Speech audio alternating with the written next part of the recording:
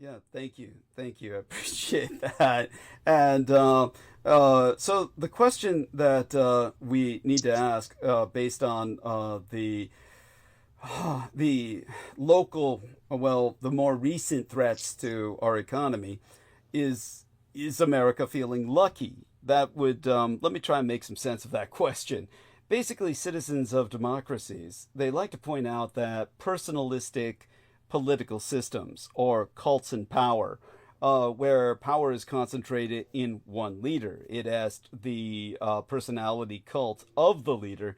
They underdeliver economically. This is why Nazism was not such a model. Nazism, under my biological father, Adolf Hitler, was very much a polyocracy. There were multiple personalities that each had their own empire: Goering, Goebbels, Himmler, etc. And therefore, the economy was enriched by competing departmental agencies Right. that still had a great deal of influence over corporations rather than the other way around. In Yeah, and our, in that yeah, go that on. thing that I sent you, it Yes, was talking about Otto Rahn, yes, who tell was us. looking for the Grail, Yes, and then it gave the run. It was like a basic. It was one of those old History Channel ones, but before yeah, they got popular, yeah. so they actually spilled the beans on everything instead of just asking a bunch of circular questions. So Thank that's why you. someone ripped it and put it on YouTube. But basically, it was talking about Otto Rahn Yes. was recruited by Himmler and given a stipend of 1,000 Deutschmarks a month in order to continue his search for the Grail itself. Yes, So yes, this wasn't some shit from Indiana Jones. This was an actual objective of Himmler himself. yes. Yeah, Yeah, very much so. Very much so. And Otto Rahn, he was fascinated by the Cathars, exactly. yes, Right. and he, of course, related to them to a great degree. And Yeah, we and they could, got wiped out by the yes, church, but yeah, by the church. That's quite right. yeah. That And was supposedly the monks, there were monks that took the Grail mhm, essentially out the back of whatever was being sieged. It was like some kind of cave or something, mhm. and they rescued the Grail, and that's why he was obsessed. And he was scouting all over the French Pyrenees and different places looking for this artifact. Yes. So Now let me see if I can find it here.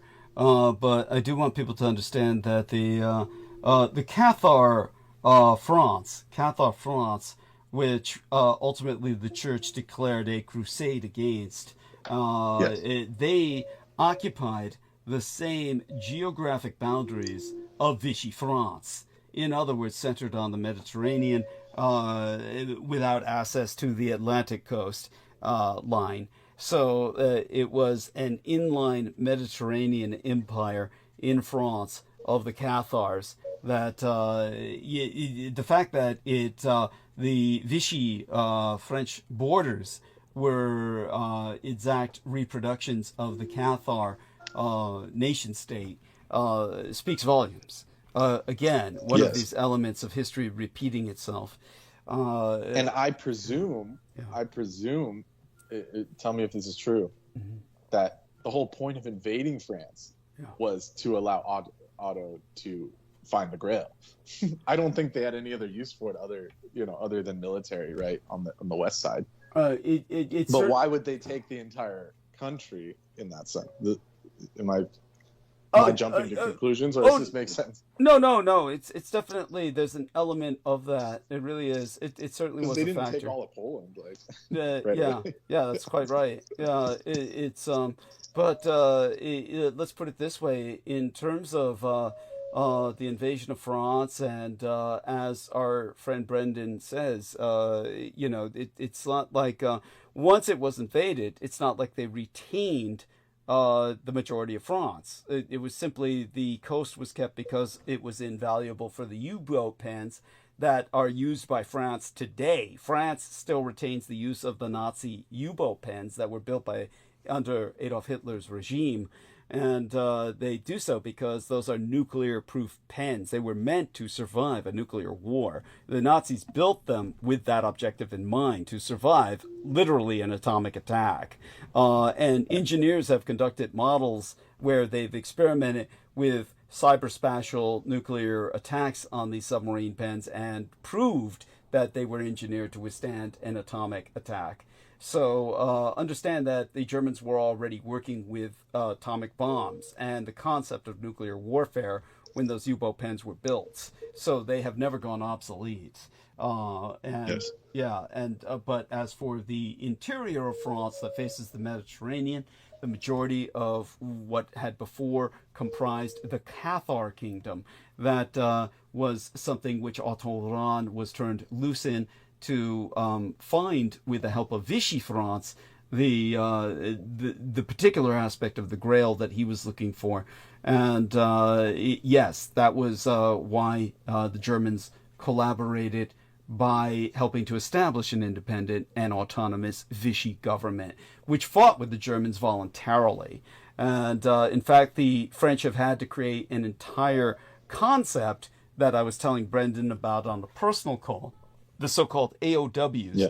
or against our wills, because since the majority of Frenchmen of combat age fought on behalf of the Third Reich, and France's République is based on the mystique of resistance and the Maquis, they had to develop this concept of the AOWs, are against our wills, because all these Frenchmen who fought for the Reich got old and needed compensation. They needed pensions, and since their military service was to the French government under Vichy, then the French government had to rationalize their military pensions to the outside world by saying, oh, well, all these former Nazi soldiers who happen to be of French nationality are on pensions because, you know, they were AOWs, quote, are against our wills, serving against Yes. their will, you know, on the Nazi side. But that's not true. The French government was so much on the side of the Nazis that the Vichy government was responsible for a large amount of the concentration camp populations because they Right. so aggressively exported their And like you Jews. said, Yeah. it proved the point that they kept them on the pension and had Yeah. to defend them. Yes. You know, later on, Yes. by making that fake title. Yeah. That's right. Otherwise, they would have just killed them. Or left Yes, them that's quite true. for dead. Yeah. Yeah, quite true. And so when it came to the France, it never experienced this kind of civil war that you would see in other nations. It was not a civil war in France. It was like literally all of mainland France was essentially allied with the Germans to the point where they never surrendered their naval fleet. All of the French naval fleet was fighting on the side of the Germans to the point where the British were forced to sink as much of the fleet as they could. And every effort was put to try and capture, every effort was invested into trying to capture the Surcouf, which was, of course, this incredible submarine with battleship guns that the French had developed before World War II, the largest submarine in the world prior to the extent of nuclear submarines, until World War II itself, when the Japanese built submarines even larger that were underwater aircraft carriers. I mean to say, undersea aircraft carriers, Yeah. the Sentoku submarines. So, and those then became the largest submarines in the world prior to nuclear submarines. So, yeah, all that being said, in the information box, so to speak, he says, okay, he says at some point maybe you can reveal the truth about Otto Rahn's death, which was ruled a suicide. But as always, the story is more complicated than that. It was ruled a suicide, yeah. but it's presumed that he possibly faked his own death Yes. because there's no official death certificate was ever produced, and the body that was recovered was buried at the Rahm family grave in Darmstadt. Also had no death certificate. Yes. So Yes. it says rumors were assumed that he assumed new identities, Absolutely. that he entered into mystic orders, or he went traveling to possibly, most likely, Antarctica or other lands. Yeah, and Unterland. Yeah. Yes. Yeah, absolutely. I mean, you already have answered your own question. It was Mhm. a rhetorical question in many ways. And it's funny because they're saying that Himmler like accosted him because he was gay or something. It's, let's put it this way: it's like Himmler wouldn't give a shit about that so long as the man's delivering Yeah. results. It's Yeah, that's literally what he said. He said yeah, he would overlook it as long as he kept producing books and research. yeah, yeah. I mean, But he did forbid him to drink and forced him to do months of guard duty, but otherwise forgave yeah. the There you go. infractions. Yeah, there you go. Yeah, and it's Because he wasn't just brought in to the SS as like a consultant. He was made yeah, an full on officer. SS. Yeah, yeah. He was actually a member The of the outfit SS. and everything. He got the Yeah, medals the and everything. uniform. So, Yeah, everything. Yeah, he was fully inducted into the order, and yes. so thank you for that. Yeah. Oh, and then here's this. Himmler kept Ron's work in print to the end of the war, even when paper in Germany was increasingly scarce. And in 1944, a large outstanding debt he owed to Himmler was mysteriously and anonymously paid for. There you go. Thank you. And the official date of his death is 1939. Yeah. So this Yes. is 5 years later. Someone's And paying that all off. all this is because he delivered. He delivered. Exactly. In other words, the Nazis got the Grail. That was Yes. something very important. And took it to Unterland or something. Yes. Is that the Yes. case? Yes. That's generally what's assumed. Yes. There is, of course, the spear of Longinus, Casca Rufio Longinus, the German centurion who was a Roman legionnaire, but he was ethnically German. And he became the first knight. He became the first knight of Christ when he pierced the side of Christ and was blessed for putting Christ out of his misery. And his cataracts were healed when Christ's blood fell upon his face when he pierced Christ on the cross. Longinus then became the spear bearer, the first knight of Christendom.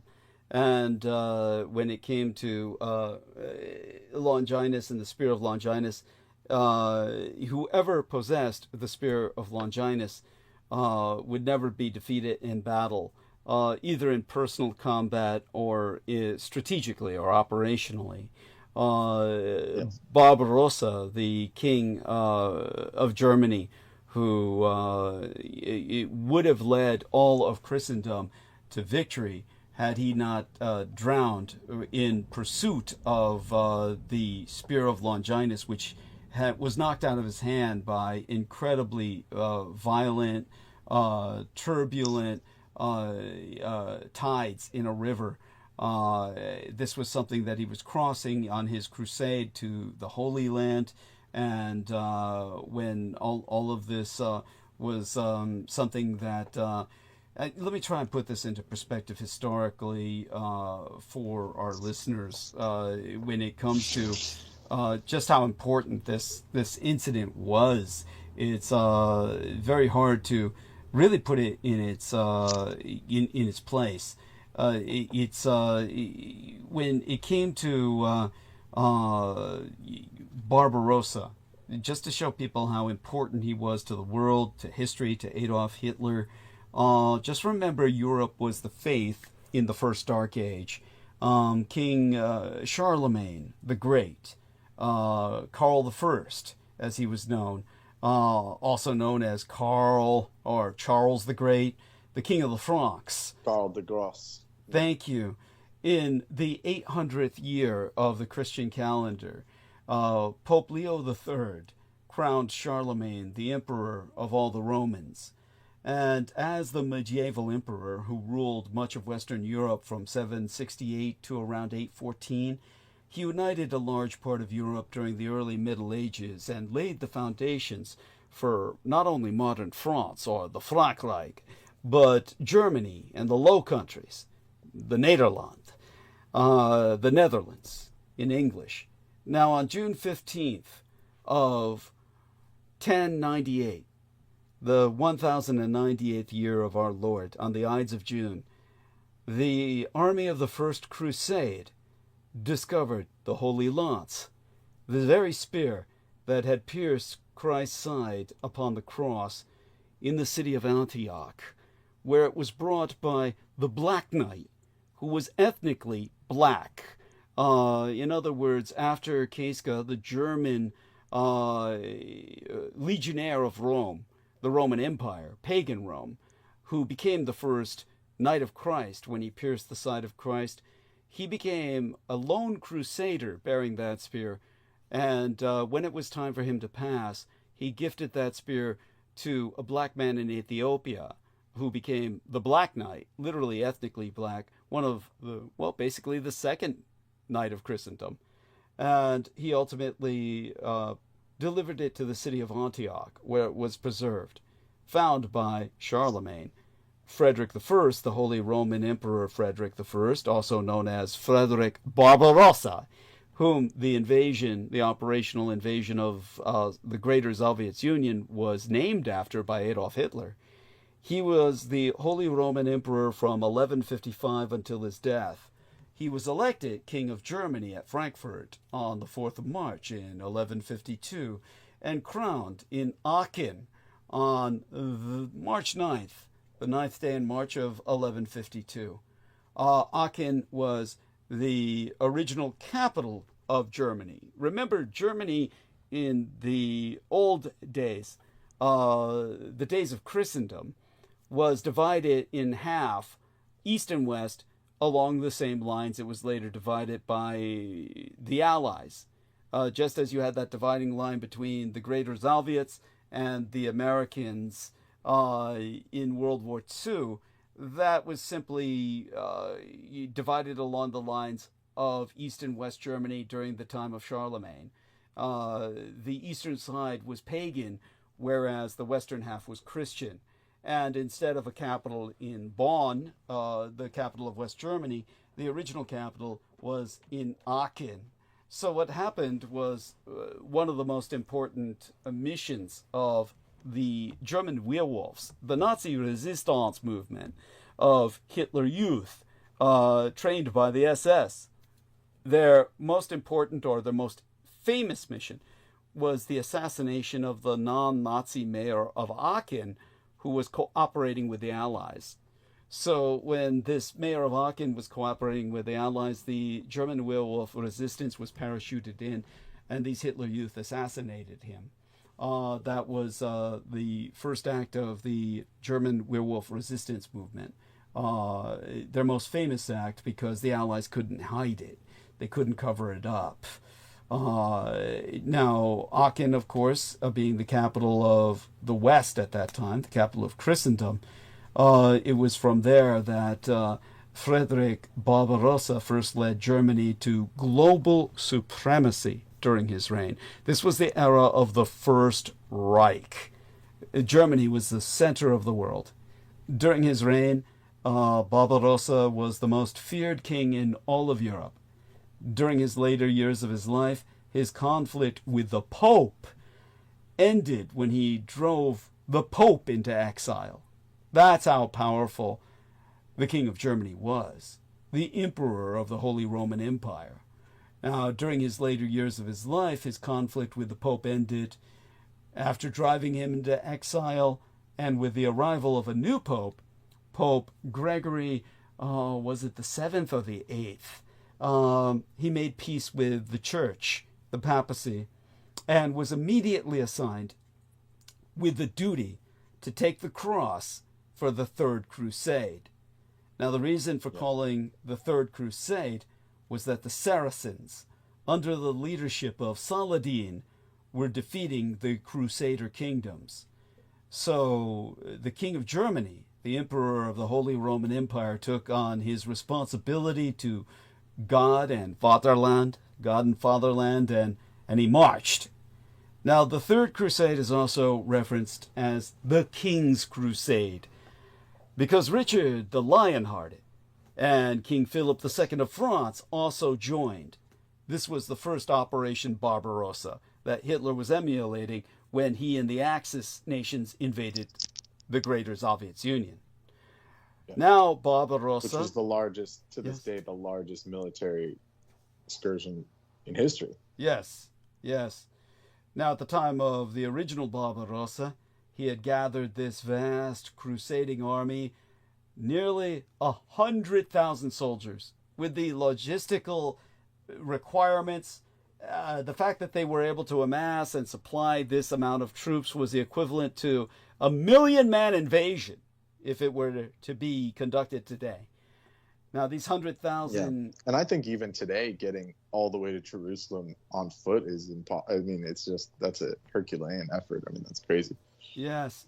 So these 100,000 soldiers and their armies coming from Western Europe pushed on through Anatolia, Asia Minor, today's Turkey, where they were victorious in taking Aksaher and defeating the Turks in the Battle of Iconium, or Iconium. I'm not sure if I'm pronouncing it correctly. Iconium, almost Yeah, like a rare whatever. metal.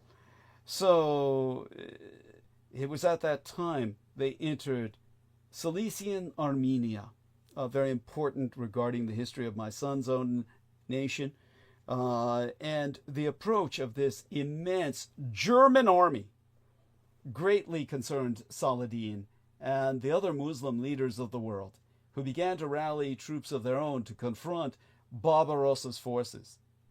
Now, on June 10th of 1190, as his army was approaching Antioch from Armenia, my son's nation, one of the oldest Christian nations in the world, converted to Christianity at the same time, if not before, the Ethiopians. Emperor Frederick Barbarossa dropped the cross. Well, his burden was that of the cross in metaphor, but he dropped the spear of Longinus, the spear that had stabbed Christ on the cross when he was crossing the Cilician river Goksu. And Goksu's turbulence was so violent that when the spear was knocked out of his hand and it was carried away by these killer currents, he died attempting to retrieve the holy sphere, ultimately drowning. And that was the end of the world. At that time, his death led to chaos within the army, and only a small fraction of the original force, led by his son, Frederick VI of Swabia, reached Acre. If Barbarossa had survived to arrive in the Holy Land, between Barbarossa, Richard the Lion-Hearted, and Philip II of France, the Crusaders would have won. Now, in terms of history, this means that the Ottoman Empire would have never been created, which means World War I would never have happened, because the real cause was the Muslims of Turkey in Asia Minor and their genocide of the Armenians. And Germany, of course, would never have experienced World War I, which means World War II would never have happened. This means the Third World War, in effect, so misnomered as the Cold War, would never have happened. All of this, of course, means that without a Second World War, there would have been no cause to develop nuclear weaponry, which means people would never have been scared and intimidated by the concept of nuclear war. In other words, had Barbarossa not drowned in the rivers of Armenia, there would be endless world peace. He would have gone on to retake the Holy Land, and the Muslims would have been driven forever away from threatening civilization.